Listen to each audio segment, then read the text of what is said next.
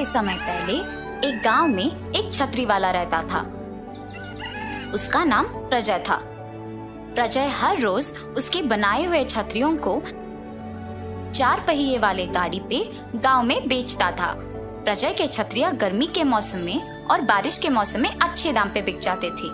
ऐसे प्रजय का व्यापार अच्छा चल रहा था। लेकिन सर्दी के मौसम में व्यापार अच्छा ना चलना प्रजय को चिंतित करता था।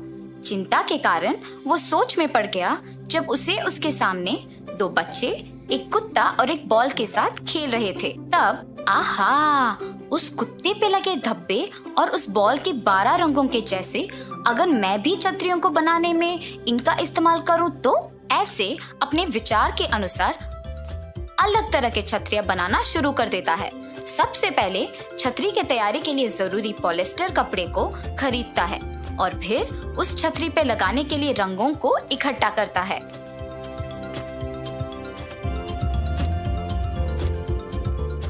एक एक छतरी को अलग तरह बनाने के लिए अलग अलग रंगों का इस्तेमाल करता है। लगाए हुए रंग मिटे ना, इसके लिए उन्हें भापता है। ऐसे अलग अलग तरह के छतरी बनाता है प्रजय। कुत्ते पे लगे धब्बे का छतरी, इंद्रधनुष के रंगों वाला छतरी, पानी में कूदते हुए डॉल्फिन्स की छतरी, रंगीले फूल की छतरी, हाथी के चित्र के छतरी, विश्व के नक्शा वाला छतरी, पीले बतख के छतरी, ऐसे तरह तरह के छतरी बना के उसे गाड़ी पे गांव में बेचने जाता था। प्रजय के पास एकदम नए विभिन्न प्रकार के अलग अलग छतरी होते देख गांव के सारे लोग आकर्षित हो गए और उस तरह सर्दी का मौसम होते हुए भी उसके छतरी अच्छे दाम पे बिक जाते हैं। प्रजय का व्यापार अच्छा चलने पर उस पे कल्पना नामक एक और छतरी व्यापार चलाने वाली की नजर पड़ती है। ओहो, तो ये है वो आदमी जिसके कारण मेरा व्यापार ठीक से नहीं चल रहा। छतरियों पे अजीब तरह के चित्र डालने से इतना बिक जाते हैं क्या? अब बिना किसी देर के इसका काम तमाम करना होगा। ऐसे कल्पना प्रजय के प्रति ईर्ष्या और द्वेष पैदा करने लगी और सोचती है कि उसका व्यापार ठीक चलाने के लिए प्रजय के व्यापार में मुश्किलें खड़ा कर देगी।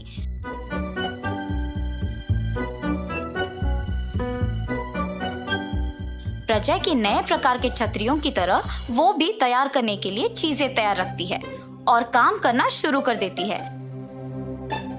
काम में व्यस्त कल्पना को देख उसके पति, अरे कितना देर ऐसे छतरियां बनाते रह जाओगी? तुम तो वैसे भी कह रही थी कि व्यापार अच्छा नहीं चल रहा है, तो फिर इतना कष्ट लेने की क्या जरूरत है? हमारे गांव में प्रजय नामक एक छतरी बनाने वाला है। सर्दी के मौसम में छतरियां बिकती ही नहीं, मगर उसके पास रंग बिरंगे अलग प्रकार के नए छतरी देख सब लोग खरीद रहे हैं। इसीलिए मैं भी उसी प्रकार के छतरियां बना रही हूँ। अच्छा, परंतु तुमने अगर उसके ही जैसे छतरियां बनाई तो इस बात की क्या यकीन है कि लोग तुमसे भी उसी तरह खरीदेंगे? इसीलिए मैंने इसका एक उपाय सोचा है। ऐसे कहकर अपने पति को सब समझाती है।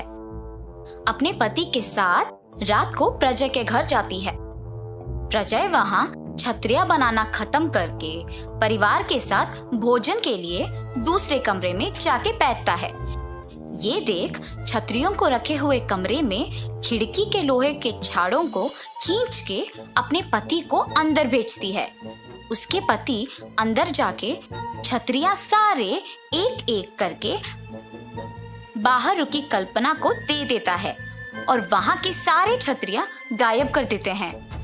प्रजय जब अगले दिन हर रोज की तरह अपने छतरियों को बेचने लेने उस कमरे में जाता है तो वहां एक भी छतरी ना दिखाई देने पर चिंतित हो जाता है और तुरंत सारा घर ढूंढने लग जाता है।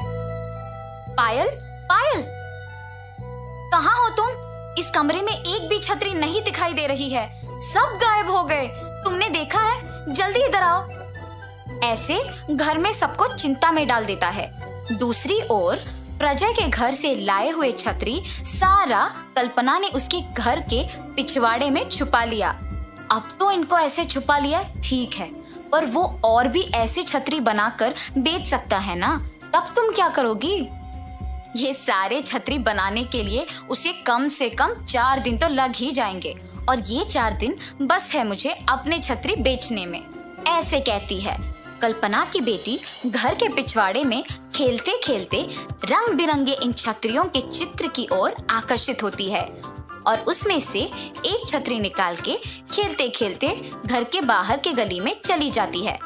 उसी गली में साइकिल पे गुजरते हुए प्रजय को अपने छतरी के साथ खेलती हुई एक बच्ची नजर आती है और रुक जाता है। तुरंत उस बच्ची के पास जाता है और बेटा, तुम्हारे पास ये छतरी कहाँ से आया? मेरे घर के पिछवाड़े में बहुत छतरियां हैं, उसमें से एक लाई। मुझे भी वहाँ ले जाओगे? ऐसे वो कल्पना के घर के पिछवाड़े में जा पहुँचता है। 2 दिन पहले गायब हुए सारे छतरी वहाँ पे दिखाई देने पर प्रजय चौंक जाता है और इसी समय अपनी बच्ची को ढूंढने के दौरान कल्पना भी वही आती है और प्रजय को देख घबरा जाती है और चले जाती है ये सोचकर कि उसको सच का पता लग गया। कल्पना के घबरा के ऐसे चले जाने देख प्रजय को समझ आता है कि उसने ही इन सारे छतरियों को चुराया है। सच पता लगने पर प्रजय दुखी होता है और सोचता है कि छतरियों पे चित्र के अलावा कुछ और भी कर सकते हैं और इसीलिए नए प्रकार के छतरी बनाने का निश्चय करता है। केवल अलग अलग चित्र और रंग ही नहीं, बल्कि एकदम नए प्रकार के छतरी बनाना शुरू कर देता है। बहुत ही आकर्षणीय तरह के सिर पे बेल्ट से बांधने वाले छतरी, मोटर बाइक पे जाते समय बारिश और धूप से बचने के लिए अलग तरह के छतरी जिसको गाड़ी पे बेल्ट के द्वारा फिक्स कर सकते हैं। 3 साल तक के बच्चों के लिए भी छोटी सी छतरियाँ, होटल में बाहर के टेबल पर बैठने वालों को धूप से बचाने के लिए अलग तरह के बड़े और भारी छतरियाँ। ऐसे तरह तरह के और एकदम नए प्रकार के छतरियों को बड़े आकर्षक रूप में और रंगों में बना के उन्हें बेचना शुरू करता है। ऐसे उन नए प्रकार के छतरियों को बेचने के दौरान एक दिन प्रजय को कल्पना दिखती है और कल्पना तुरंत शर्म से अपना मुंह मोड़ लेती है और वहां से चलने लगती है। जब रुकिए बहन जी, 1 मिनट। प्रजय के उसको बहना बुलाने पर कल्पना को समझ में आता है कि वो शायद उस पे गुस्सा नहीं है और पीछे मुड़ती है। आप बस एक बात बोल देती कि मेरे व्यापार के वजह से आपका व्यापार ठीक से नहीं चल रहा, मैं समझ जाता और पड़ोसी शहर में जाके भी अपने छतरियाँ बेचता। अभी भी देर नहीं हुआ है। आपने जैसे सोचा वैसे ही आपके चित्र के छतरियों का व्यापार चलाइए। मैं अपने अलग प्रकार के छतरियाँ बाकी भी पड़ोसी शहरों में बेचूंगा। तुम्हारे व्यापार को अब मेरे व्यापार से कोई दिक्कत नहीं होगा और तुम खुशी खुशी अपना व्यापार यहाँ चला सकती हो। मैंने गलती कर दी भाई साहब। अगर आपसे पहले ही बात कर लेती तो शायद इसका उपाय तभी मिल जाता, पर मैं अपनी स्वार्थ के कारण खुद शर्मिंदा हो गई। मुझे माफ कर दीजिए। ऐसे कल्पना और प्रजय अपने अपने व्यापार चलाते खुश रहते हैं। तो इस कहानी का नैतिक क्या है बच्चों? शांति से बैठ के सोचने से और बात करने से बड़ी से बड़ी मुश्किल का हल आसानी से मिल जाएगा।